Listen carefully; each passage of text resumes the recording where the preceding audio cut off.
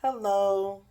I don't know where you are in your journey today, but I would like to share where I am, and hopefully it will help bring some type of encouragement and light to someone else.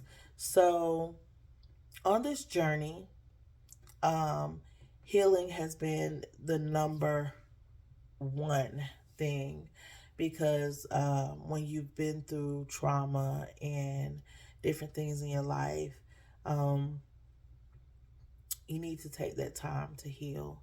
And I was in survival mode for so long, I ain't have time to heal. I'm just like, if I take time to feel all the stuff that I'm feeling, um, I wasn't going to get anywhere. I wasn't going to get anywhere.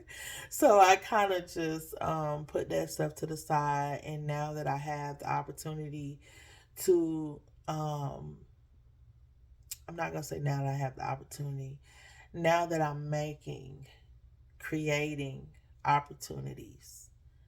Because with being a single parent of four children, um, you have to create those opportunities or you will never get them. You'll just keep putting your stuff on the back burner. And one of the major challenges is finding balance between work life, home life, womanhood.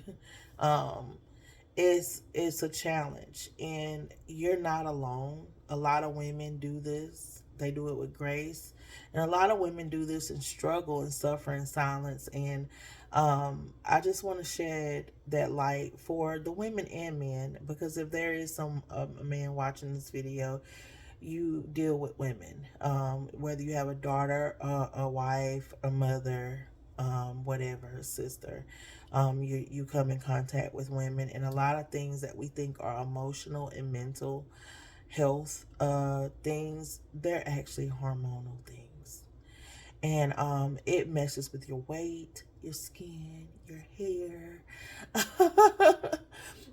your mood, and it controls your life on a regular basis. And it's hard when you're trying to lose weight. If your only focus is losing weight, then it becomes even more challenging. So when I started my journey, healing was number one.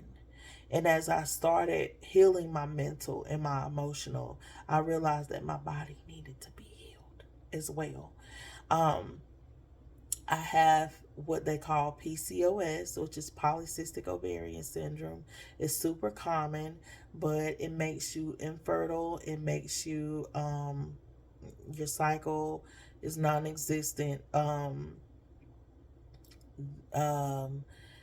it makes you insulin resistant, which means you're not diabetic, but your body does not it does not recognize the sugar in your blood, so it does not remove it.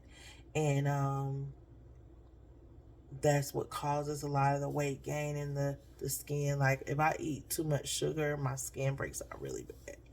So, and too much sugar to me could just be two cookies. Like I eat two cookies, it's over. It's in the morning, acne. I have to pay attention to what I eat a lot. It's exhausting sometimes, but if you get ahead of it and you prepare, you can find some balance in it, and it can still be enjoyable. But it just all depends on where your focus is. So, to answer that number one question that I get, how much weight have you lost? I have not lost any weight. I have lost 0 pounds.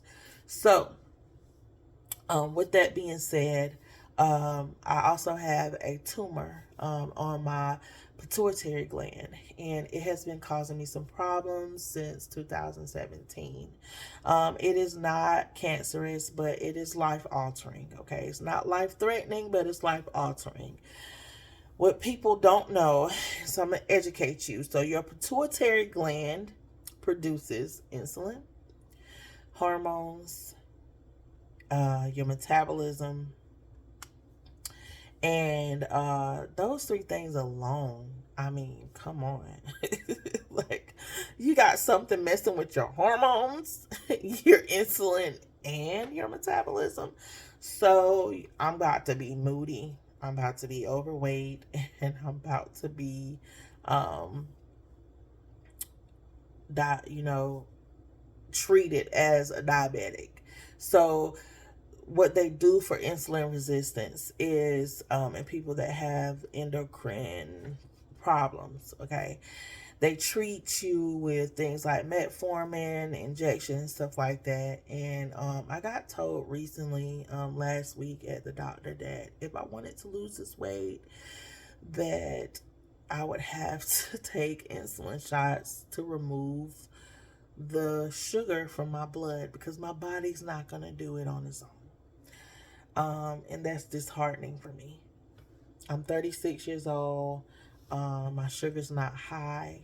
Uh, like my, what they call AIC or ACI, whatever level, is not even in the diabetic range. Yet, I'm having these problems. I can't eat shit. And yes, I cuss. I can't eat anything. um and I just say that being exaggerating because that's just how I feel. I'm still really emotional about it because I don't want to go that route. But I have been exercising and working out for about 90 days and I haven't lost any weight. And I have not been taking my medicine to shrink my tumor, because it makes me feel like crap. And when I'm on the metformin, I feel like crap. And I'm pretty sure if I start taking these shots, which I very seriously doubt that I'm going to do that, um, I'm going to feel like crap. So uh, I'm just like, I have a daughter who has autism, and I have a teenager, well, two teenagers and a preteen. And, you know, I got to be active because if you don't be active, you know, where would your children be? So it's like I'm trying to figure out right now in my journey, like, how can I, because for me, it's not losing the weight because I want to look a certain way, because I really don't care about that because I know I'm beautiful. And even though all the stuff I've been through, like, I still look good. So it's not even the how I look or my shape. It's like carrying this extra weight. It is bad enough I'm top heavy, okay? So carrying the extra stomach is doing numbers on this knees and back. So that's why I started doing this. It's all about building strength, building muscle, and building stamina. If I gotta carry it, I want to be able to carry this stuff with grace. And if I can lose this stomach in the process, I will be glad. But it's difficult. And I'm sharing this because, ladies, we got a lot already on our plate, especially if you're a single mother. And it's already hard enough to do for others and then still try to do nice things for yourself. Love yourself. Love on yourself.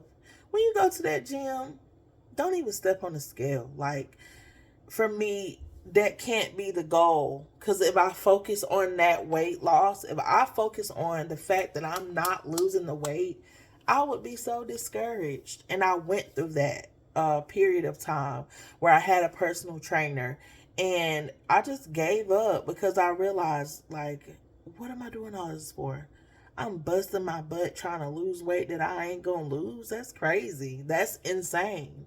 So, I have a different mindset when I go in now. And if the reward, if the plus is that I lose 30, 40 pounds, if that's the plus behind me building my muscle, strengthening my limbs, you know, if that's the plus, then I'm happy about it. But I'm not gonna let that be the expectation. What I expect when I go to the gym, what I expect when I walk, what I expect when I take my child swimming, what I expect when I'm doing trails and I'm, you know, out at these games, when I do decide to go to the games, because I don't like crowds and, you know, whatever. But when I go to the games and doing all the stuff, and even go to work, what I expect is to just be strong, to be stronger than I was the day before, just to be able to be balanced and not to be aching and in pain, just to have the stamina to walk up and down the steps, because I'm too weak, you know. I mean, because yeah, whatever, you know what I'm saying. But that's what I expect. So I'm sharing this because when you're on a healing journey, when you're on a journey to happiness, healthiness, and wholeness, you have to set realistic expectations. And that is different for everybody. You know, stop looking at social media, desiring to have this hourglass shape, killing yourself, wrapped all tight with all that extra stuff underneath your clothes. Like, who are you really doing this for? I'm not judging it. I like to look good too. Sometimes I throw on me a shaper so I don't look so, you know, rolly or bumpy in a dress. I'm not knocking it. I'm just saying, what is your focus? Like, who are you doing this for? Is it for your comfortability? Because that's what I do it for. And that's healthiness to me. It's healthy for me to want to look nice, to want to feel nice for myself, not for anybody else. And anyhow, I just want you to give yourself a pat on the back. If you've been getting up and you've been doing it, you're a big deal. I'm a big deal because I get up and I do this with very little support. And I make it look easy sometimes. But I'm not on social media a lot. And most of the things that I do, I just write because I'm a poet. I love writing. But I'm going to try to get into it a little bit more as far as the videos or whatever, because I realize that I do have way more followers and people that are interested in the type of content that I'm willing to bring to the table. And what I'm bringing to the table is realness, boo-boo. It's just realness just being me, covering topics that people don't want to talk about often. Ladies, pay attention to your cycle, pay attention to your body, okay? Because the doctors did not find my tumor. I found it, okay? I paid attention to my body. I was still getting breast milk, and my youngest child at the time was like 8, and I was still lactating. And that is how I found the tumor, because I started doing research. And sometimes when your prolactin levels is too high, it could be like more than one thing, a tumor, pituitary tumor, thyroid issue, all that, whatever. So I narrowed it down to the pituitary tumor. I went into the doctor's office and I told him what my symptoms was. And he told me he wanted to check my prolactin levels. And they checked the levels, and he said, well, we're also going to check the other things, the other options or whatever. And at that moment, because of what I already knew I had been experiencing for years after being told that I had fibroids at 16, that I wouldn't be able to have children, being told that I have PCOS, being told that I had being diagnosed with the like all the things that led up to me finding the tumor. That's what I'm saying, like all these hormonal issues. And in the process of being diagnosed with all those things, I just always felt like I was losing my mind. I was always emotional, snappy, tired, beating myself up because I'm so tired, feeling inadequate because I couldn't get up and get certain things done as fast as most people. And that's a biggest thing. If you're on this journey, like, don't compare your journey to nobody else's journey. Please stop it. Stop. Don't do that. Don't compare yourself to your sister, your brother, your cousin. Don't compare your sister to compare yourself to your mom, Don't compare yourself to your friends or the people that you see on social media. Be you, authentically you. Stop worrying about what everybody else is doing at the rate that they're doing it, because you know they may have extra things in place that you don't have. They may have finances you don't have. They may have support that you don't have. They may have less children than you. They may have, you know, just whatever. You know what I'm saying? And you're sitting here beating yourself up trying to be like somebody else. No, we gotta stop that. So I'm pretty sure that sums up the reason I wanted to do this video. Um Thank you to all the people that do, you know, watch my content and that do actually get something from it and actually give me feedback sometimes, because a lot of times, like, I'll post something and of course, like, I'm just posting it because I just want to share. All right. And this is the space that you do those things, you share, right? So I'll get like an inbox or a phone call and I'm just like, oh, I didn't even know you be watching me. Like, what's up? No, I'm joking. But for real, I didn't even know people really paid attention, because I don't get a lot of likes and stuff, and I don't even really care.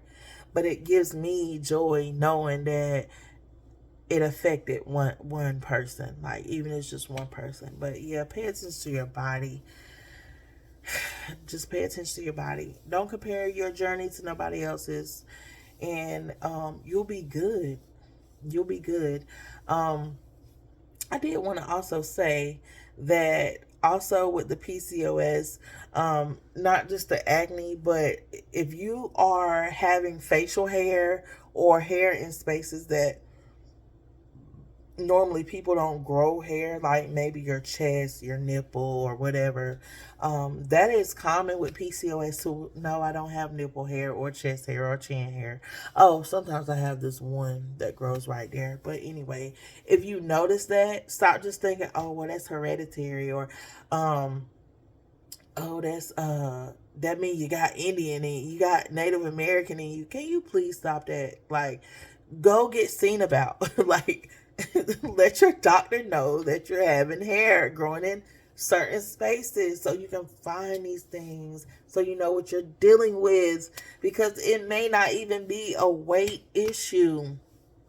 Um, if if I the journey to shrink this pituitary tumor has been it's been a long journey. Um, if I ever, not if, when I get to that space of healing with that, I'll probably do 10 times better, because um, I don't have anything that's affecting my metabolism and my insulin anymore. So that's the only thing that I get frustrated about with my health care. I know you have to treat the symptoms sometimes, but it's like, bruh, if we could just find a faster way to get rid of this pituitary tumor, then I wouldn't have to deal with this other stuff. But anyway, peace, love, joy throughout this week. Thank you.